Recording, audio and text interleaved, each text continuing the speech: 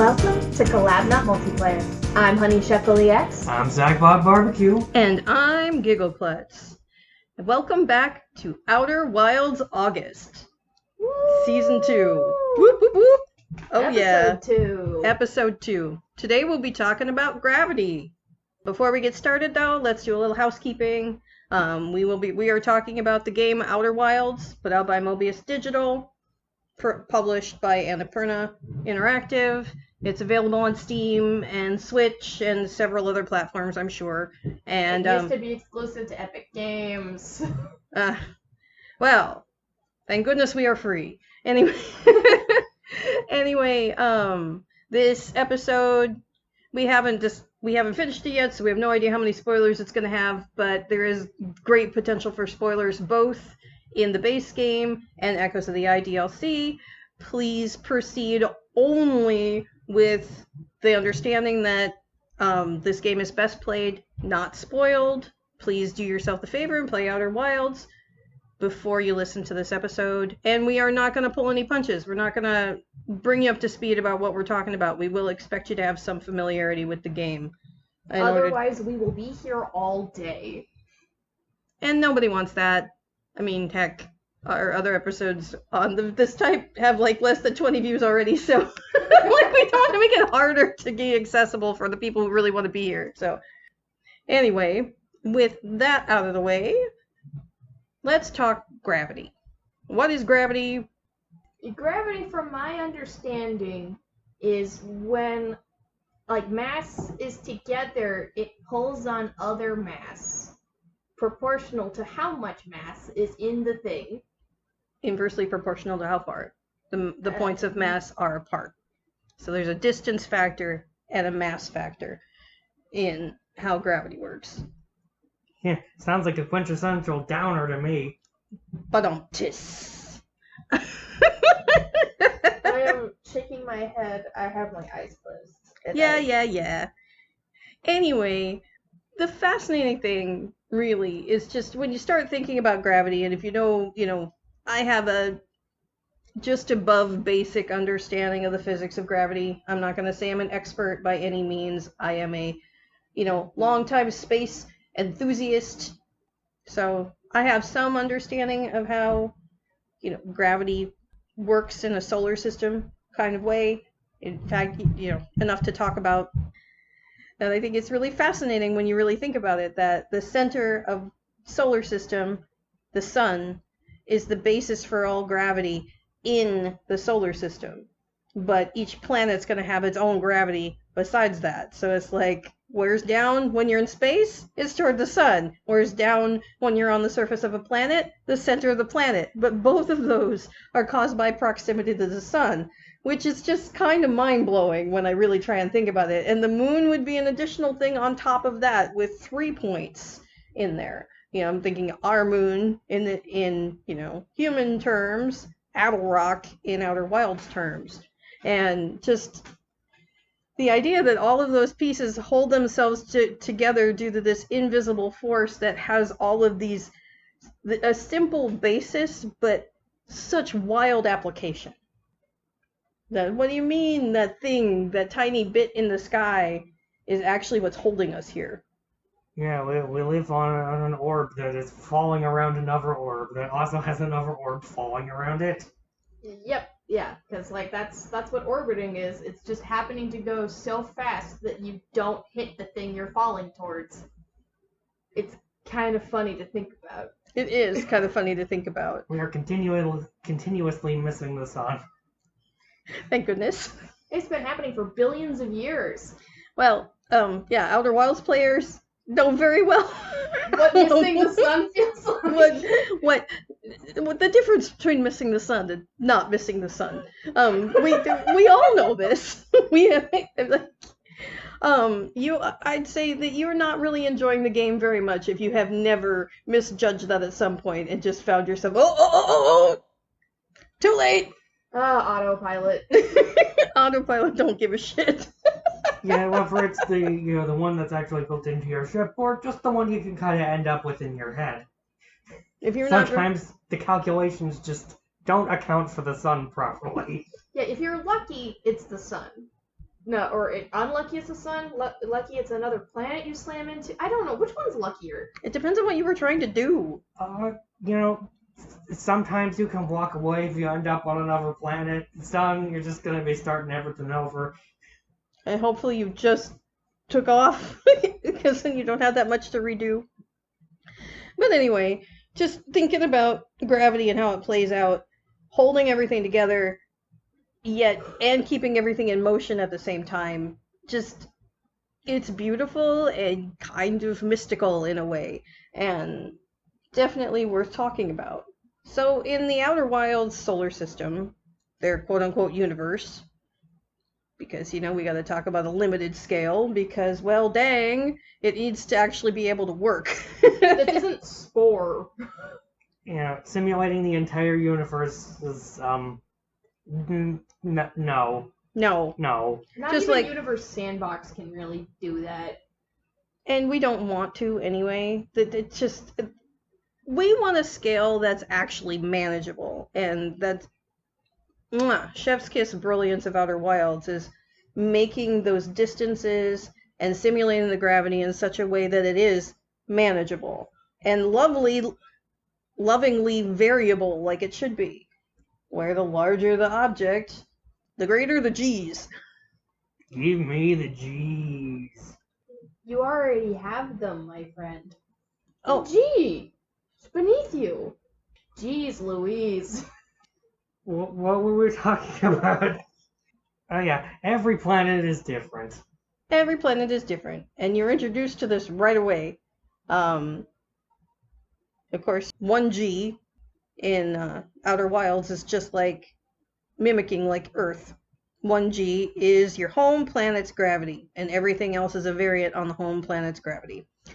Instead of a G, really, I don't know. I guess How they show you is like 1 times or like 0.6 times or Right. 0 times. just like they would. I was just trying to think of G, which means a gravity, so it doesn't have an Earth thing in it, and we don't need to shift it for an equivalency, was all I was looking for in the language. But I hadn't gotten that far in the thought.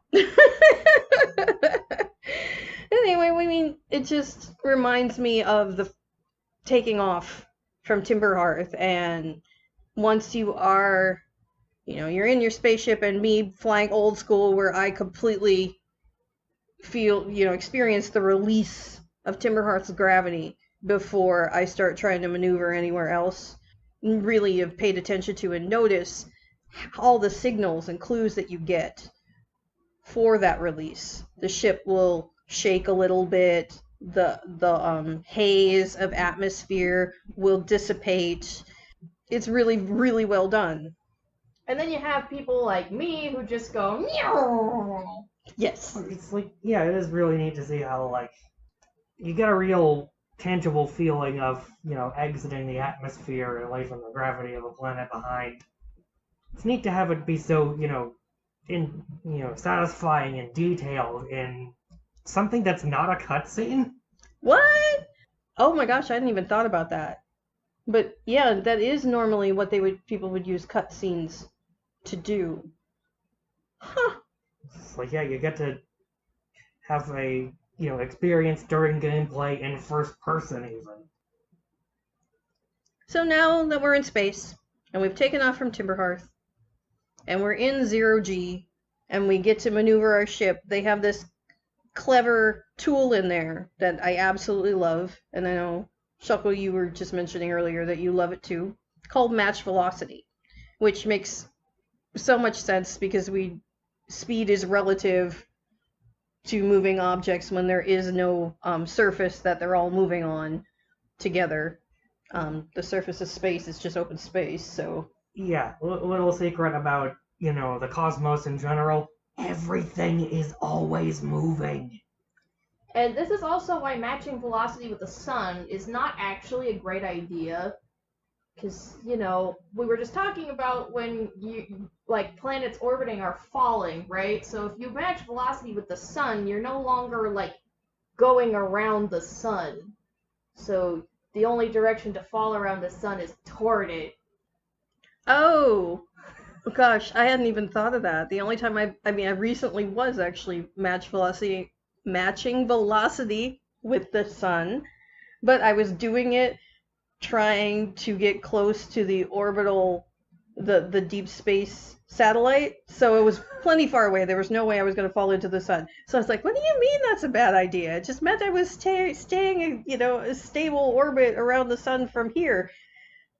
But I was definitely far enough away to be outside its escape velocity for gravity. So. Yeah, so like if you do that around like Ember Twin, I want to say that's a bad idea. Yeah, I agree. That's a bad idea. I agree that's a bad idea. But anyway, when match velocity is actually working, it is allowing you to center yourself around a given planet. Object of any kind, really. As long as you can target it, there's a handful of notable things it doesn't work on, but for the most part, anything you're actually expected to land on is going to have that. Well, and even including that satellite. Yeah, the satellite you can lock onto once you can, like, see it. Right. Yeah, just no, there's nothing around Whitehall Station you can lock onto. Oh, okay. Yeah, they don't want you close to that thing because rocks keep coming through it and they'll hit you and kill you. Sad face. Yeah, it's like I once recently tried to, see what happens if I tried to fly the ship into the white hole, and I am very surprised I did not run into anything during that entire process. Lucky. Spoilers. It just bounces you right back out. You can't go into the white hole. Exit only, I guess. Yeah. Mm-hmm.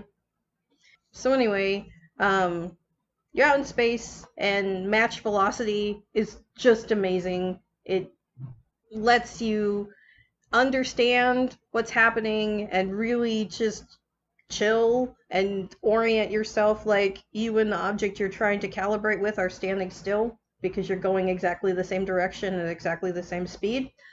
Genius! I realize that that's probably something that actual spacecraft computers know how to do too. It would make sense for satellites and those kind of things to be able to do that. But I realize that there is a lot of background math that has to go on to get thrusters and things to make those decisions. I was very grateful to not have to be the one making all those decisions. Yeah, I do not imagine that we're at the point where that's automated yet. Like, I would not be surprised if we have to micromanage that at this point. I don't know. Don't ask me. I've never built a satellite. Yeah, I don't work at NASA. Right. Okay, if you say so. We're all different brands of space nerds here. We are, but that's great. It means we get to be a whole bouquet of space nerds. I'm just imagining the candy now. I don't want to know what a bouquet of nerds really looks like. But I do want to taste it. Okay, nerd bouquets aside, which planet are we going to first? I say we go to the big one. Let's go to Giant's Deep. Let's commit to the gravity bit. Like, what does gravity really, really do? And Giant's Deep is probably the best example of what gravity do until we get into DLC territory. You approach Giant's Deep, and you don't know what's under the cloud cover. What's under the cloud cover? And you get closer and closer, and then you get sucked in by its gravity, and you might have a hard time getting away, even if you wanted to. And then you're trying to fly, and it's hard. Flying around Timber Hearth was almost nothing compared to flying around Giant's Deep. And next thing you know, the ship is in the water. Yeah, it kind of strikes this interesting balance between, like, super tough gravity and the water base almost acting like zero gravity, except slightly more buoyant. So you kind of have, like, these forces pushing toward, like, the middle, in a way. Yeah, and that kind of is parallel to, like we were saying, the spirit of the thing. Because really being down deep in a lot of pressure is a lot more like being in zero gravity than being on the surface is, anyway. So yeah, although the same ships cannot necessarily be used for the same things. No, Because like, implosion is a very different kind of pressure than explosion is, yes. mhm. And I'm sure you're thinking of a recent video about that. I don't know, there's one that came through my feed. I haven't watched it yet, but I saw that someone was trying to talk about whether or not submarines can make good spaceships. And No, I was just thinking about stuff that happened last year. oh, yeah. Except they weren't trying to go to space. No, but I would not have been surprised if that was on their agenda for some days. Well, sure, they're billionaires. They have no sense of reality. And Clearly. they did, billionaire logic is a little bit worse than video game logic. How do we bring this back to gravity? A lot of density there.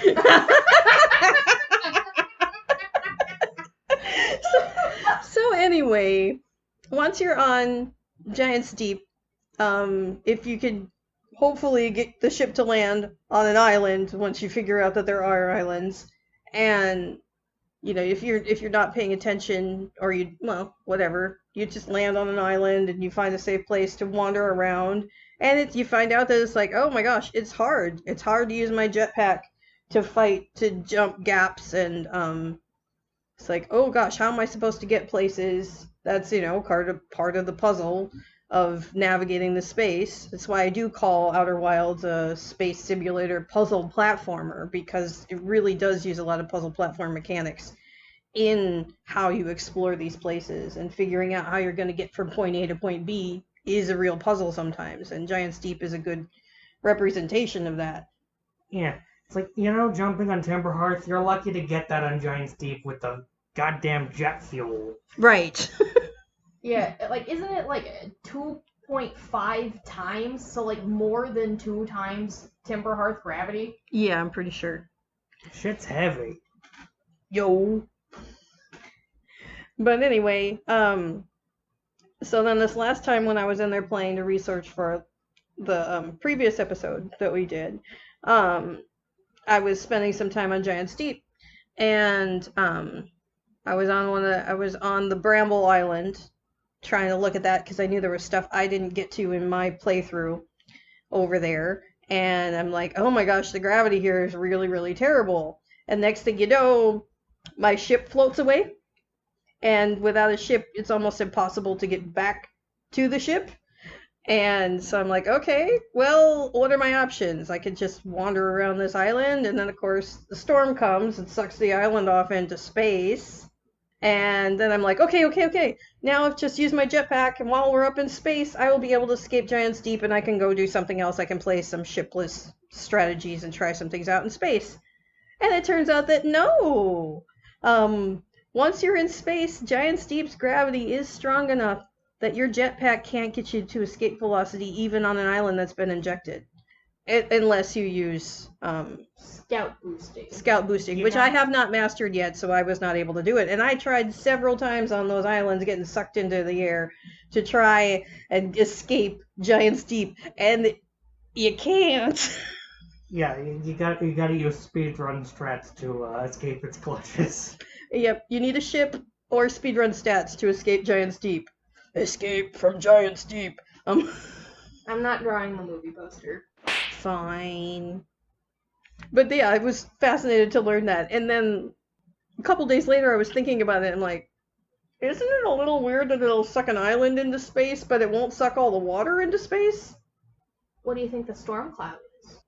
But if it can pick up something as heavy as an island, it should be able to suck up the water. And then I imagine it's sucking up all the water, and the water becoming an outer layer, and then crashing back down into Giant's Deep again. Basically, what I'm hearing you say is that it should actually be raining. I guess, but that is so much less cool than what I was thinking about. You're a buzzkill, man. It's the spirit of physics and the spirit of not destroying your graphic card. Simulating water is like one of the things that will kill your frame rate the fastest.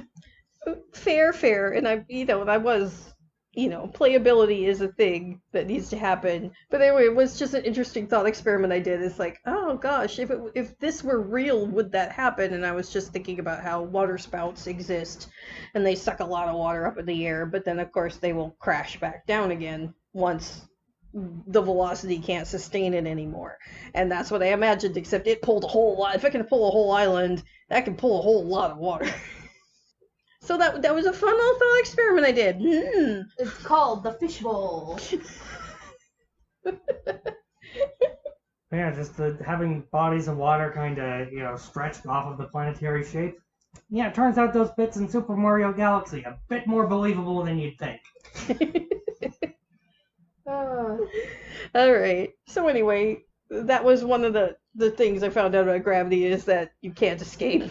Yeah, So that... and then, like, on Giant's Deep, they also, like, utilize this heavy gravity for, like, the quantum imaging shrine, which I think is really cool, because, like, flying around would kind of break some of those puzzles of, like, using your camera to keep things in place. Oh, sure. You need to keep a hole in the floor. Just gets awkward if you can fly up through it. Yeah, so they really used it to their advantage. True. I think that they've been the devs of this have been really clever in tons of ways, and yes, I had not thought about how they were using the gravity mechanic that way. Very cool. So if we move on from Giant's Deep, so we've been someplace with heavy gravity. Let's go someplace with light gravity. There's several places like that. Yes, maybe we could stop by, like, Ash Twin. Sounds good. I mean, Ember Twin, my bad. That's fine. I do that constantly. I'm always calling them by the wrong name. I mean, I know which one has the project in the middle of it, but other than that... Well, what if we go back to Ash Twin again, though? Like, I mean... How on earth am I gonna get from Ember Twin to Ash Twin? Well, if you have a spaceship, that's easy. If you don't have a spaceship, that's still pretty easy. It's called jumping. Yeah, because the two planets are so close together and small. It's like, as long as you use your jetpack in a sensible fashion, you can safely traverse between the two of them, with just that. Not even, you don't even have to take any risks in the sand stream either. Maybe, like, some Nomai have t-shirts that say, I sneezed and ended up on Ember Twin. I mean, it's like, they said they ended up on Timberhearth. They talk about, the Outer Wilds Ventures, their space program, being ones to first go into space on purpose. Because the planet's covered in geysers that can shoot you into space. Meanwhile, interplanetary travel is even, more feasible. You don't need spaceships to get between. There are entire speedruns about this, but,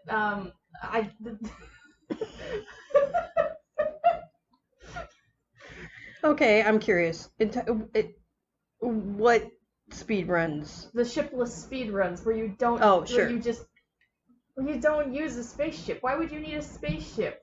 In a universe this small, this compact, right? In a solar system this compact. Why would you need a spaceship? I don't know, extra security for my body, The fact that you have something to carry trees with you so you can breathe.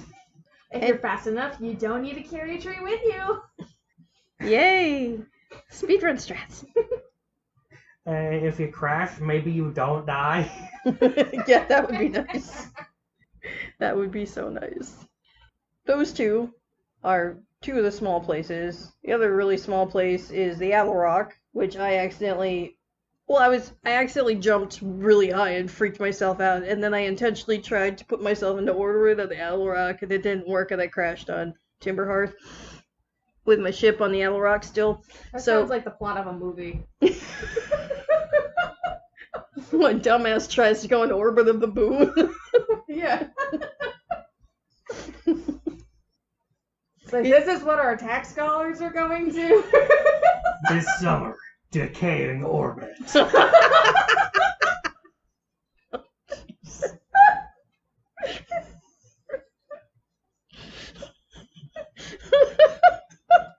Right. I'll tell you, the boardroom liked that name way more than "Oops, I left my ship on the moon."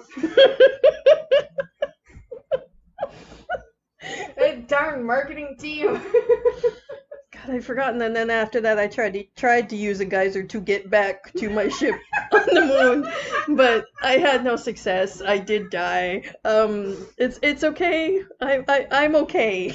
You know, there's another way that this game plays with gravity. I mean, there's literally gravity cannons. I mean... Okay, now I'm gonna have to figure out who this streamer was, and post him in the description, because not that long ago I was bored and I was scrolling through Twitch and I found somebody playing Outer Wilds for the first time, which is always a joy. If Outer Wilds fan, if you want to recapture that magic, watch somebody play on Twitch for the first time. Well, anyway, this guy is like super genius with his ship and has never watched anybody play, because everybody tells you not to watch anybody play. So he thinks he's failing. Meanwhile, he finds the eject button that most of us forget isn't even there, and the first time he tries to do anything, he ejects out of his ship and it just falls in half, and he thinks he's landed badly. The next thing he does is well, it's not the next thing he does, but later on, his first approach to Brittle Hollow is to proceed to flawlessly land inside the gravity cannon and then launch his ship into the sun. It was a beautiful, beautiful thing. I mean, there's an achievement for that, right? Like for landing in the gravity cannon? For launching your ship with the gravity cannon. Yes. It just happened to do it right when the sun was going by. So, and it's just like, wait, what's that? Oh, no. And it's like, okay. So then, of course, he played around in the shuttle after that. But anyway, it was a thing of beauty. I wish I had remembered to follow along with the rest of his journey. I have no idea how far he is along in the game now. But he may still be playing, for all I know. Because that's not what he normally streams. I forget what game he normally does. But anyway, I followed him so I could be able to find him again. So I will post him down below, and maybe you can enjoy that. And if you loved just the bits that you see as much as I loved the bits that I saw, maybe we can encourage him to make a compilation on YouTube of his journey, because, oh, chef's kiss. I mean, he really thought I was being facetious or something when I complimented his landings, but I'm like, no, they're gorgeous. That dude knew exactly how to fly that ship. One of the things I say about this game is, like, don't worry, everybody crashes. Except this guy! Right! Which is fine. It's just, he's so humble because he doesn't realize how hard it is for the rest of us. Just like, oh my god. Like, dude, you don't understand. You're amazing at this. Right, exactly. But anyway, so the gravity cannon, and playing with the gravity cannon is very, very silly. It took forever for me to realize that the entire purpose of the gravity cannon, and like why the shuttles can't be steered, is you're supposed to wait for a different planet to go by. The gravity cannon will launch you into space, and then you just drift to where you want to go. Like, it's purely gravity powered. Yeah, I mean, the shuttle does have a kind of gravity lock-on of its own. You know, successfully land on planets. Puts the landing gear on them instead of crash head first into them. Which, funny story about that lock-on feature. I've experimented with the Nomai shuttles a bit. Definitely works on the sun. I did not see that coming. We've gone back to don't match velocity with the sun. Yep.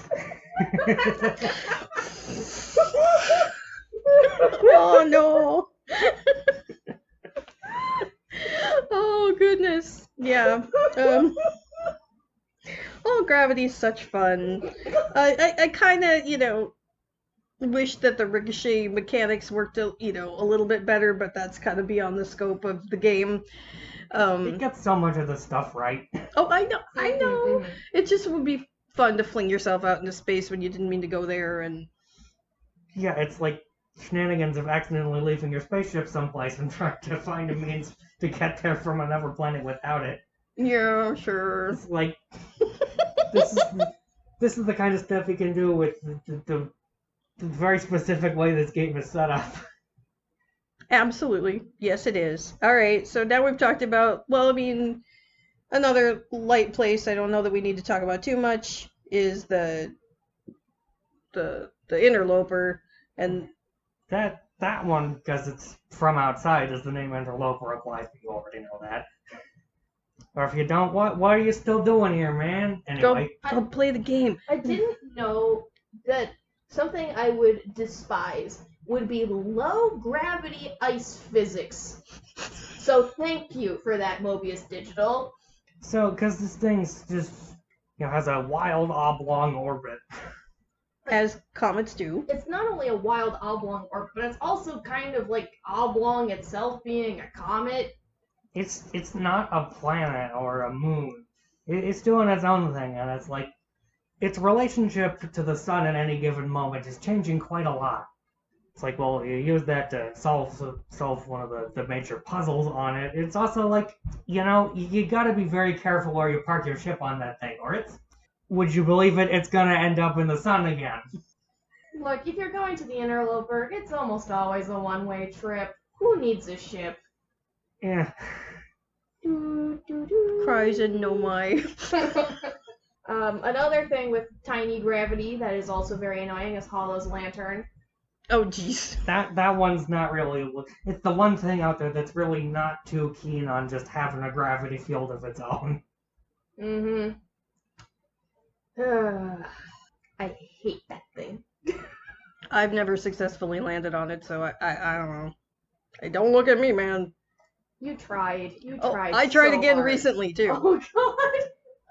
I really did. It is like, I was getting overconfident. I'm like, okay, I'm doing so much better. I'm so much more mechanically inclined than I was a year ago. I'm gaming more. Let's do this. And it's like, oh no, this still sucks. 2 words. Lava everywhere.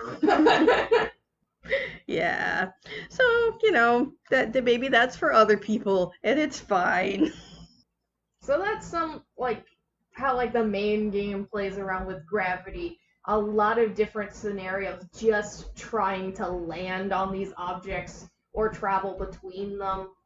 But if you played the DLC, there's something else. It's like, hey, you remember gravity that's all like has you going along the outside of a thing? Now gravity's on the inside. Welcome to the Stranger. It's a disc. Like it's Ringworld. It's Halo. It's and because of how fast it's spinning, it has the next to the heaviest gravity in the game, aside from Eye of the Universe. I think that one's still higher. Really? Oh yeah, gravity when you touch down on the eye is ridiculous.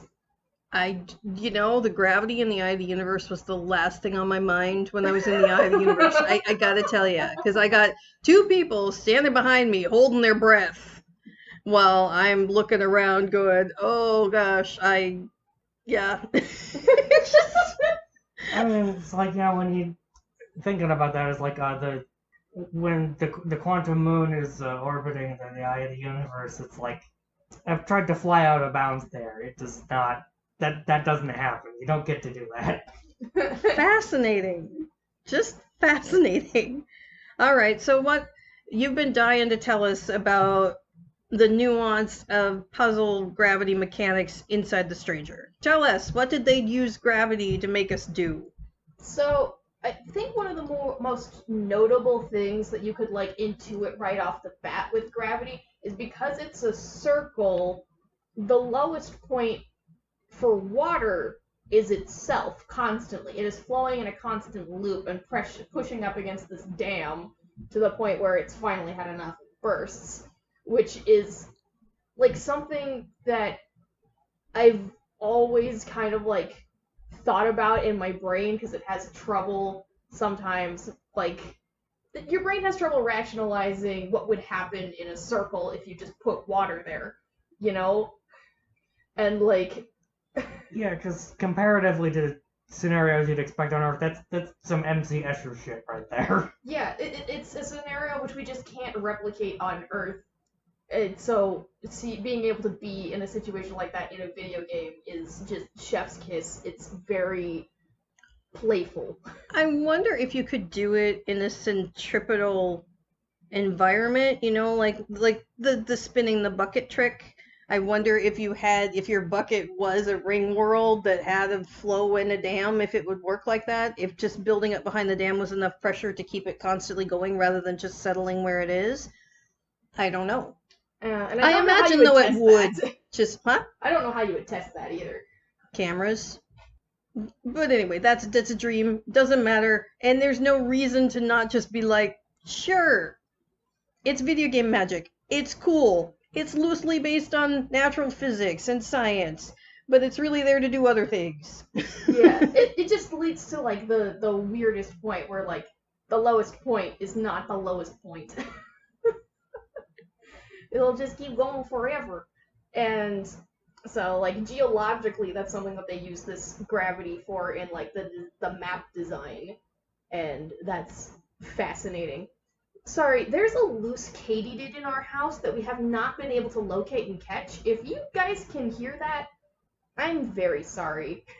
Yeah, it's coming out from behind my computer, so I was very glad to find out that that's what it was, and it was not an electrical disturbance. Oh, yeah, that's a good relief. Anyway, the other thing I kind of noticed from like a world building sense is so like the people who live on the Stranger, they come from like a moon, right? That orbits a gas giant. And so you'd think that the gravity that they would put on their spaceship would match their home planet. But the gravity is so high, it doesn't feel like it would be a moon. So it kind of has this weird dissonance that we had like a conversation trying to deduce why it would be like that. It's like, yeah, there was things like, well, maybe when because they took apart their home planet to put it into the spaceship, it's like, well, maybe the scale wouldn't work to get the gravity right. And so they just had to spin faster, right? Like, something like that. Just bumping into technical issues where they could not replicate the gravity properly. Either that or their planet might just be really, really big. So their moon is also really, really big. Yeah, it's like, much like positioning, scale is, it's a lot to wrap your head around when it comes to looking at things in the cosmic scale. How everything is just so far apart, it's next to impossible to really picture what they all look like together. It's definitely a thing to think about. And I know from like a game design perspective, like not that I've designed games, but I've played a lot of games and talked to developers, is that the reason why the gravity is so high is just so that way you don't like jump across the entire ring and avoid like the raft or go exploring and find stuff out of sequence. Like they use the gravity as a technique to try to funnel you into the river. Like the game design reason. Which is the least fun reason, but It's the least fun reason. Agreed.